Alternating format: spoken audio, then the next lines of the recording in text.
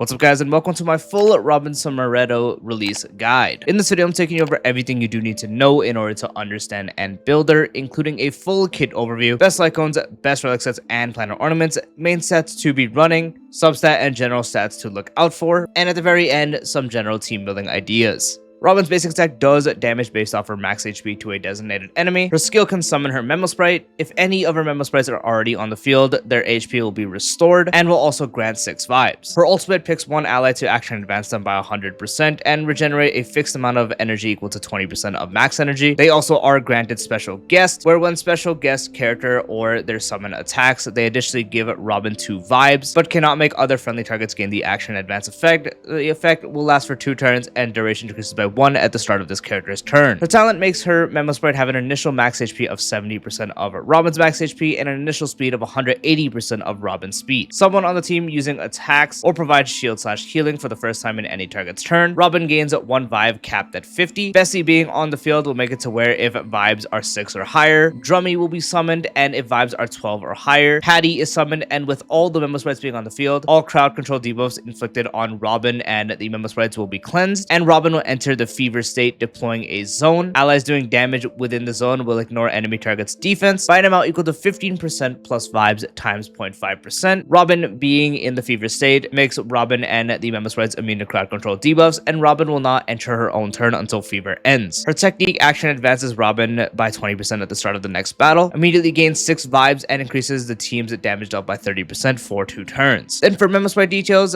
the Memo Sprite skill will do wind damage equal to 150% of the Memo Sprite's max HP to all enemies. For the Memo Sprite talent, in the Fever State, the Memo Sprite and a countdown will appear on the action order. Damage dealt by Robin and the Memo Sprite increases by an amount equal to 60% plus vibes times 2%. When Memo Sprite turn starts, uses Memo Sprite skill. The countdown has an initial speed of 140. When its turn starts, 50% of current vibes with a minimum of 12 will be deducted. Vibes reaching 0 will make the Memo Sprite disappear and Robin will exit Fever. Memo Sprite amount on the field will be able to increase enemy damage taken. 1 will be 8%, 2 will be 12%, and 16% if there are all 3. For Robin's bonus traces, her A2 will be able to either increase allies' attack or crit damage. An ally making Robin gain vibes, if their attack is higher than Robin's, that unit's attack will be increased by 16% plus vibes times 0.4% of Robin's max HP. Otherwise, they will gain a crit damage increase of 40% plus vibes times 1.5%, lasting for 2 turns. Her A4, when Robin or the Memo Sprite receive healing or shields from teammates, Robin gains 12 groove stacks, which is also capped at 12. First time Robin gains vibes during any unit's turn if she has groove. 1 stack is consumed to regenerate a fixed 3 energy. A6 increases Robin and the Memo Sprite's crit rate by 50%. Finally, for her Eidolons, her E1 will make the Memo Sprite keep a tally of 100% of non-true damage dealt by allied targets. Using Memo Sprite's skill will additionally do true damage to the enemy target with the highest HP, equal to 11% plus current vibes times 0.1% of total tally, then clears 50% of tally. E2 increases the team's all-type res pen by 18%, increases upper limit of vibes by 20. First time an allied target uses an ability on any target's turn to cause Robin to gain vibes, she additionally will gain 2 points. E4, upon entering Fever State, immediately will gain 12 vibes and will increase the speed of the Memo Sprite by an amount equal to 20% plus current vibes times 0.5%. E6 increases Memo Sprite skills damage multiplier by 100% of the original value. In the Fever State, Robin can store her ultimate 2 times. Entering Fever State for the first time or when Fever's countdown turn starts, regenerates a fixed 140 energy. For Robin's best Lightcones, overall her best is going to be her own signature, providing 30% speed for the wearer, a skill point when the wearer uses ultimate for an ally. Starting in combat, the wearer gets a 30% action advance, and the wearer gets new melody for 2 turns, increasing the team's speed by 20% when the wearer does have new melody. Very effective Lightcone. The max HP increase is going to be helpful for buffing and damage from Robin herself. The extra skill point usually on her teams doesn't matter, but it's still there if you ever would need it in a pinch. The 30% action advance at the start of combat is very good because it pairs super well with her technique that is 20%, and also super well if you are running Von Walk. With this Lightcone, her technique, and Von Walk, you are getting a 90% action advance, which is insane at the start of the battle. And it's also a permanent 20% speed increase because the way this works is it's when the wearer has new melody, you're going to skill once with Robin, and that's basically going to be her only turn. She enters Fever and she is gone. strong. So the entire team gets 20% speed. Maybe the main DPS that's getting like advanced and stuff might not benefit from it too much, but usually there's multiple teammates around getting it, be it a support or sustain. Remembrance is an example. Cyrene, Hyacine, if they're there, they will get a big benefit. Other teams, it always depends depending on who is on the team. If you're running like a Humanova with Welt, he would love that. Whoever's sustaining on the team, such as Permazatari Zanang, he would love that. There's a lot of people that can like it. The Lightcone is overall the best option you can use. The next option would mainly just be the Herdershop Lightcone for 6% speed for the wear, 8% damage for everyone when the wearer uses a skill for 3 turns, S5, 20% speed, and 16% damage. Very simple. You do want to build as much speed as you possibly can on Robin, and then it also is a damage increase from the 16% damage dealt for the entire team, which she is able to keep up since of how she works. So this would be the next best option you can technically use that is free to play. The other options are a bit weirder but still workable. Like you can use either Hyacines or Everknights. Everknights is a bit more supportive specifically on a Remembrance team, but usually if you're on a Remembrance team, Everknight has this Lightcone anyways, as it does provide 30% max HP, 20% defense ignore, 30% damage for the wearer and their memo spray, and the last part, unfortunately, you're not really going to see that. So yeah, you'd give this to her on a Remembrance team that doesn't have Everknight if you do have this Lightcone laying around. Flip side, we do have Hyacine's Cone, which is also very good on her for 18% speed. This HP consumption part, unfortunately, is not going to work. This entire thing doesn't work, but it also does have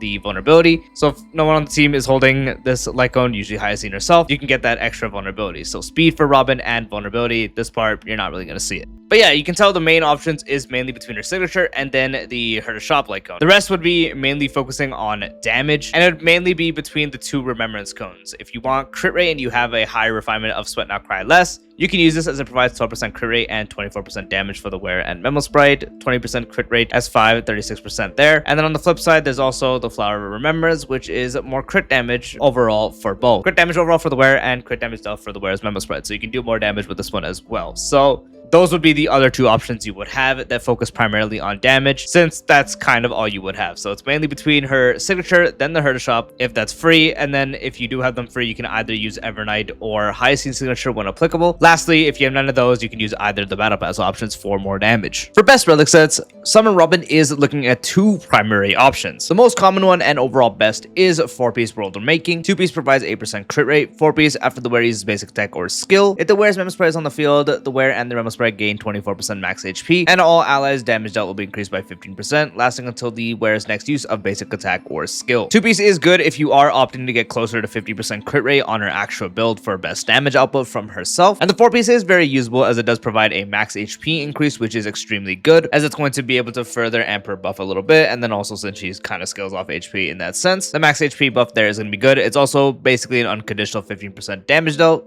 as once you are using skill, anytime you do use it, eventually you're going to exit the field once you enter the fever state, so it becomes a permanent 15% damage increase for the entire team. So it helps her own capability with some crit rate and max HP, and also amps with another buff of damage dealt. So this is the best option you can use overall. However, specifically when pairing her with any Elation teammates, of course the damage dealt buff is not going to be ideal as it does nothing. In those cases, or just in general, you can actually use 4-piece Relieved Ordeal. 2-piece provides 6% speed, 4-piece when using skill or ultimate on one ally target, increases the ability target's crit damage by 18% for 2 turns, stacking up to 2 times. So you do build her with as much speed as you can. The 2-piece becomes helpful in that sense, and now you're able to provide a crit damage buff to anyone you are buffing with the ultimate, as that's the one that is going to be targeting to give these stacks. So anytime you use an ultimate, they're going to be able to get that. Maybe you're not always going to maintain full stacks, but you can still usually often have one, so it's still going to be good there. So this would be an option, especially if you are using her on like an Elation team setup where the damage percent from the other set doesn't really work.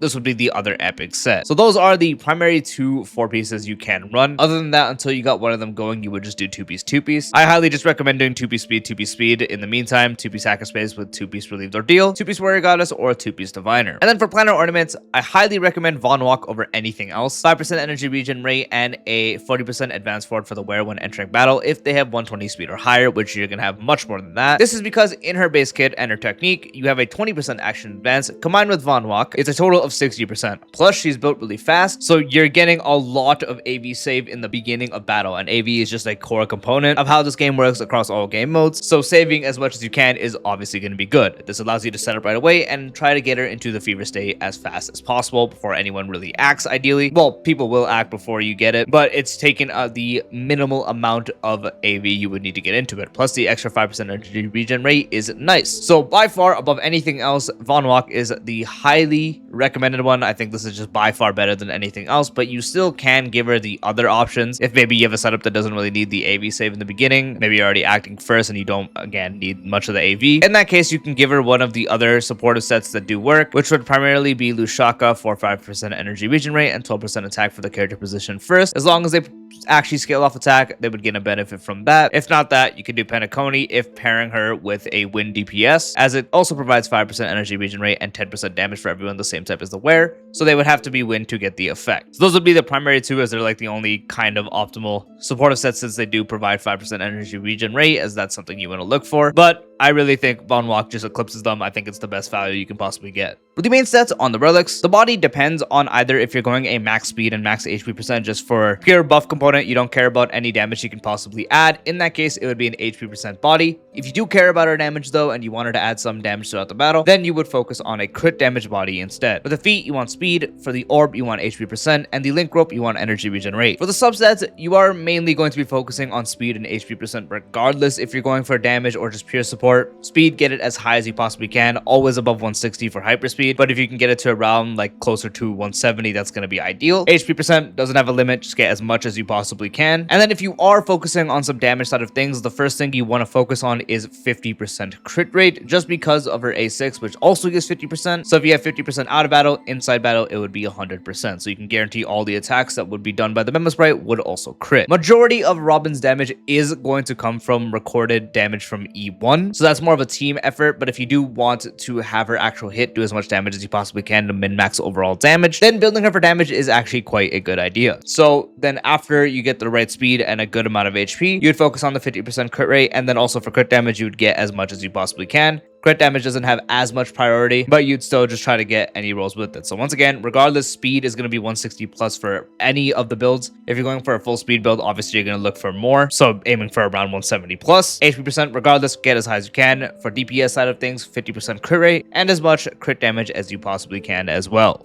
Finally, for some general team building. So Summer Robin is so broken, she can basically go on every team that really isn't just Elation or Break. Those are the only teams that basically don't use her. Break doesn't at all. Elation has some variants that you kind of can do. But yeah, one of the most common one would be Remembrance iteration. So usually if you're running a Castress iteration, it would always have Evernight, and last slot would be Hyacinth. This would be the Castress main DPS still focused. One you'd one. If you're doing Evernight main DPS, then you would sub out Castress for instead Cyrene, as they are basically inseparable. So those would be the two iterations. You can kind of work around it depending on what you're doing. Like instead of Cyrene, if you have to use RMC, that works. Or if you're still using Cyrene but you're doing Sustainless, you can instead put RMC in that slot as well. So there's a few iterations you can do. And then when it comes to someone like Aglia, when it comes to Remembrance, you can still run basically the team, but instead now it would be Summer Robin. And then depending on how you're doing it, Sustain or Sustainless would be last slot. Sustain either between Hyacinth or Permacetere Dawning. Dawning has an actual attack buff that Aglia can use, so that would be more optimal. But Hyacinth does work, or just whatever sustain you have in that slot. And Sustainless, it would mainly fall between either RMC or Sunday. But then there's also the Almighty Bladeville team, which received a crazy upgrade with Summer Robin. So the team now would basically just be this right here. This would be the full team. And then if Sustainless, you can put a lot of people in this last slot. Like you can do Gilgamesh Sustainless there. You can do like Tribby goes there fine. And then any other Amper like Cypher, Silverwolf, if you have to use them, they work too. And then even like older characters like Finon can use this. Basically any team that had Sparkle as an iteration, you would now use Finon. Team with Robin and just replace Sparkle. So you'd have Sarita, Cyrene, you can do a Sustainless team like this, since Finon teams are always usually Sustainless. Or if you're not doing a Cyrene variant, and then the last slot would depend on who you have. Maybe you have some leeway to do AoE buffers, so you can use someone like Tribby, you can use RMC, so on and so forth. Anoxa can also use her really well. She actually straight up substitutes Saridra. She is better than Saridra for Anaxa, so the team could look like this. Last slot depends. RMC sustainless, sustained mainly would be Parentatere. Then Anaxa is significantly better sustainless, so you would use someone in that slot. If you are doing sustainless, by the way, Saridra would be the best. This is the best possible Anaxa team you can run. But yeah, also Himenova, you can definitely have a lot of stuff going on here. Of course, you still need an actual Express member, so usually you would have it between Danheng, Trailblazer Remembrance. You can also very much use Welt in this case. Most people will be using Welt Decimation, so I'll use that as an example. And sustain slot usually always would also be Danheng, or you could use Huohuo, whatever it works for you, whatever you have free. And then sustain the slots, more Astral Express members are better, but there's some very good teammates for Himenova, like Mortanix Blade, so a really good sustainless team could look like this, especially if you do have E2 Himenova. But yeah, really, there's just so many team variants you can do. Like Hyper Carry Rin gets a big upgrade, so you can run basically something like this would be the main stuff. Last slot depends on sustain or sustainless, but since Rin usually always does sustainless, you can put Tribi in that spot. You can do Cyrene setups technically with how her ultimate works. And since these two are a very good pairing, because you can technically ult Cyrene to get your ultimate back, or just there quicker, you can do stuff like that. Even the teams with Archer here, it's the best sustainless slot you can run. Robin would go there, so the team for sustainless would look something like this. But yeah, really, there's just so many options you can do. She is so broken. Slots basically anywhere that isn't Elation or Break. And that is the full Summer Robin guide. I do hope you found this video helpful. If you did, dropping a like would be greatly appreciated. If you're new to the channel or haven't done so already, be sure to subscribe and turn on the bell icon for future videos like this, along with all the types of content. And I'll see you later. Peace out.